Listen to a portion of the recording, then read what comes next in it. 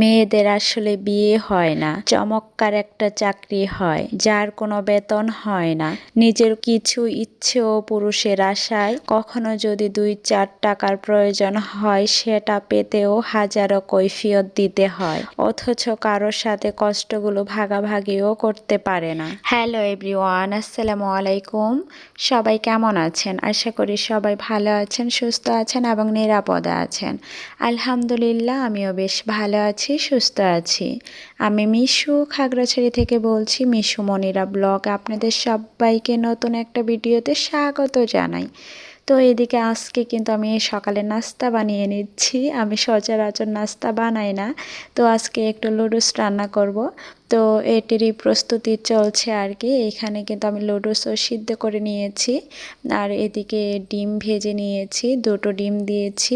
আর এদিকে আমার কাঁচামরিচ ছিল না, এর জন্য কি আর থেমে থাকা যায় বলেন। তো শুট মরিচ ছিল, সেটাই দিয়েছি। খেতে কিন্তু মাশাআল্লাহ অনেক ভালো হয়েছিল। তো শুট মরিচ আর কাঁচামরিচের কোনো ব্যবধান বোঝা যায়নি, খুব ভালো লেগেছিল।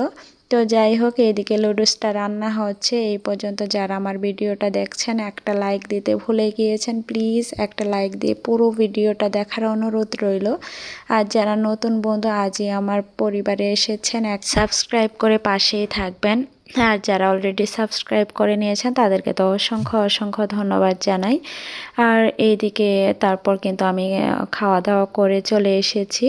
এসে দেখি রোদ উঠে গিয়েছে। তো আগের দিনের ভিজা কাপড় ছিল, ভিজা না একদম মানে শুকায়নি আর কি, হালকা ভিজা, ওই কাপড়গুলো কিন্তু আমি রোদে মেলে দিচ্ছি। আর আমার দেখা যায় যে একটু দেরি করেই ওঠা হয়। আর ইদানিং তো এত এত রোদ উঠছে, কি আর বলবো, গরমই চলে আসছে এরকম মনে হয়। শীত বোঝাই যায় না যে এখন শীতের দিন, আমার কাছে তো মনে হচ্ছে গরম দিন চলে আসছে। তো মাশাআল্লাহ আমাদের খাগড়াছড়ি কিন্তু এতটাও শীত পড়েনি, মানে একদম যে রোদ ওঠা বন্ধ হওয়া ওরকম পড়েনি। এই পুরা শীত মিলে 2 দিন রোদ ছিল না, তাছাড়া প্রত্যেক দিন কম বেশি রোদ উঠেছে আর কি। তো যাই হোক, অনেক জায়গায় রোদ বন্ধ ছিল 1 সপ্তাহ, 8 দিন, 10 দিন আর কি। তো যাই হোক, সবার ক্ষেত্রে কিন্তু খুব সুবিধা হয়েছে রোদ ওঠাতে। তো এইদিকে কিন্তু আমি উঠানটা ঝাড় দিয়ে রুমে চলে এসেছি, যেহেতু খাওয়া দাওয়া করে আমি বাহিরে গিয়ে রোদ দেখে তাড়াহুড়া করে আগে কাপড় শুকাতে দিয়ে তারপর উঠানটাও ঝাড় দিয়ে নিয়ে এসেছি। এখন আস্তে ধীরে সব কাজগুলা করে নেব আর কি। তো এইদিকে কিন্তু আমার কোনো ধরা বাঁধা নিয়ম নেই যে আমার এটাই করতে হবে আগে। তো আমার যখন যেটা মনে চায় সেটাই আমি করতে ভালোবাসি। আর এইদিকে কিন্তু আমি বিছানাটা গুছিয়ে আমি জানালাটাও খুলে দিলাম, একদম রোদ উঠে গেছে, একটু রুমে আলো চলে আসবে, ভালো লাগবে। জানালা দরজা বন্ধ থাকলে দেখা যায় রুমে একটু ঠান্ডা ঠান্ডা অনুভব হয়, আর জানালা খোলা থাকলে কিন্তু আর সেই ঠান্ডাটা লাগে না। তো বিছানাটা একদম গুছিয়ে, এখানে দেখুন আমি রাতে কিন্তু কয়েল লাগিয়েছিলাম, সেটার ময়লা ছিল, তো সেটা কিন্তু ফেলে দিয়ে আসলাম। ওই কয়েলের বাক্সের উপরেই কিন্তু কয়েলটা লাগাই, তাহলে দেখা যায় ফ্লোরে ওই কয়েলের ময়লাটা আর পড়ে না। তো এখানে কিন্তু আমি ড্রেসিং টেবিল সব একে গুছিয়ে, মানে আপনাদের ভাইয়া যাওয়ার পর কিন্তু এক একটা এলোমেলো থাকে, তো সব কিছু গুছিয়ে তারপর কিন্তু আমি রুমটা ঝাড়ু দিয়ে নিয়েছি। এই যে 2 রুমই কিন্তু ঝাড়ু দিয়ে নিয়েছিলাম।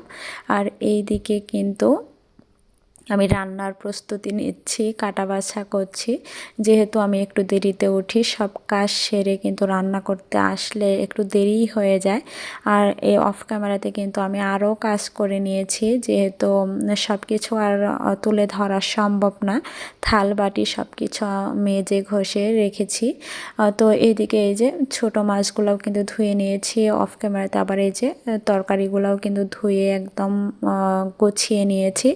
আর একটা কাজ হয়েছে আজকে, রান্নাটা বসিয়ে জাস্ট টাইমে যখন আমি ক্যামেরাটা বন্ধ করেছি ওই টাইমে কারেন্ট চলে গেছিলো, একদম পাক্কা দেড় ঘন্টা 1.25 ঘন্টা পর কারেন্ট আসছে। তো ওই টাইমেই রান্না করা, কি আর করার, ভাতও হয়েছিল না, আর দেখা গেছে তরকারিও অর্ধেক হয়ে আছিল আর অর্ধেক হওয়া বাকি ছিল, এরকম একটা ব্যাপার। তো যাই হোক, পরিবেশে যখন পড়া হয়, পরিবেশ পরিস্থিতি যখন যেমন সেইভাবেই চলতে হয়, করার কিছু নেই। তো এইদিকে কিন্তু আমি ছোট মাছ আজকে একটু অন্যরকমভাবেই রান্না করছি। একদম তেলে সবজি দিয়ে ভেজে নিয়েছি, তারপর কিন্তু মশলা দিয়ে আবার ভেজে নিয়েছি, নিয়ে তারপর কিন্তু আমি ওই ছোট মাছগুলো দিয়ে দিয়েছি। আর দেখা যায় সব সময় একঘেয়েমি রান্না করলে খেতে ভালো লাগে না, ওই হাতে মেখে রান্না করলে দেখা যায় ভালো লাগে, সব সময় ভালো লাগে না। তো একদিন আমি হাতে মেখে রান্না করেছিলাম, আজ ভাবলাম একটু অন্যরকম রান্না করি।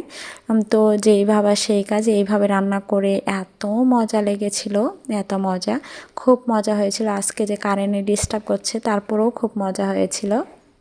তো যাই হোক, আমার রান্না শেষ হতে না হতে একটা জিনিস চলে আসবে, আপনাদেরকে দেখাবো, দাঁড়ান। আর এইদিকে ভাবলাম যে হ্যাঁ ভাত বসিয়ে দিই, একসঙ্গেই হয়ে যাবে। তো এইদিকে আমি তরকারি কিন্তু হচ্ছে, আর এইদিকে কিন্তু আমি ভাত বসিয়ে দিয়েছি। আর রাইস কুকারে কিন্তু অল্প ভাত ছিল, তো ওটির ভিতরে কিন্তু আমি চাউলটা দিয়ে দিয়েছি। তো চাউল দিয়ে এখানে পানি পরিমাণ মতো পানি দিয়ে সুইচটা দিয়ে ক্যামেরা বন্ধ করার পরই কিন্তু কারেন্টটা চলে গেছিলো। আর ওই টাইমে চলে এসেছিল মাছ, বিশাল বড় মাছ ছিল। এটা কিন্তু একদম 2.5 কেজি ওজনের মাছ ছিল। মানে আমি যে কাটবো এরকম কাটতে পারছিলাম না, এই যে আঁশগুলা ছাড়াতে খুব কষ্ট হচ্ছিল। আর এত বড় মাছ আসলে কাটাটাও একটা টাফ, আর যারা সচরাচর কাটে তাদের ব্যাপারটাই আলাদা। তো যাই হোক, আমি তো আর সচরাচর কাটি না, আমার মনে হয় এই নিয়ে 2-3 বার কাটা হলো এত বড় মাছ। তো আর এত বড় মাছ কে গিফট করলো এটাই জানার। তো এই মাছটা না, শুধু আরও মাছ দিয়েছিল, এই যে এখানে তেলাপিয়া মাছ, এটা কিন্তু ফ্রি দিয়েছিল। আর এই যে ফলি মাছ দেখছেন, এই মাছটা কিন্তু কিনা। আর এই যে ছোট মাছ, এই মাছটাও কিন্তু গিফট। তো এত এত মাছ কে দিল, এটাই তো আপনাদের মনে প্রশ্ন, তাই না? তো এই মাছটা কিন্তু সম্পূর্ণ সরকারি থেকে আমাদের ফ্রি দিয়েছে, আমাদের মানে অফিস পক্ষ থেকে ফ্রি দিয়েছে। মানে পুকুর আছে নিজস্ব, তো ওই পুকুরে মাছ ওঠানো হয়েছিল। দেখা গেছে ফ্যামিলি মেম্বার যারা আছে, তো সবাইকে এরকম একটা করে কাতলা মাছ 2.5 কেজি ওজনের আর ছোটো মাছ গিফট করা হয়েছে।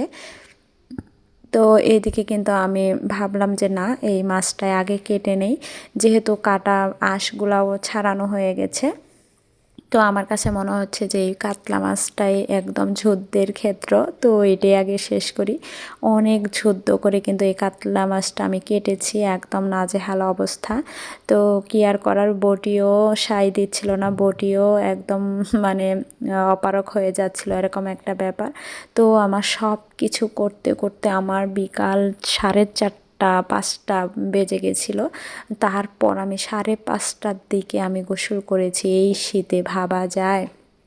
তো যাই হোক, এইদিকে কিন্তু আমি সব মাছ কেটে অফ ক্যামেরাতে কেটে গুছিয়ে মানে ধুয়ে পরিষ্কার করে নিয়েছি। এখন একদম সব কিছু সুন্দর মতো করে গুছিয়ে রাখবো, মানে আমার যতটুকু যতটুকু পরিমাণ মতো সবগুলা কিন্তু দিয়ে আমি কিন্তু পলি করে রেখে দিব ফ্রিজে।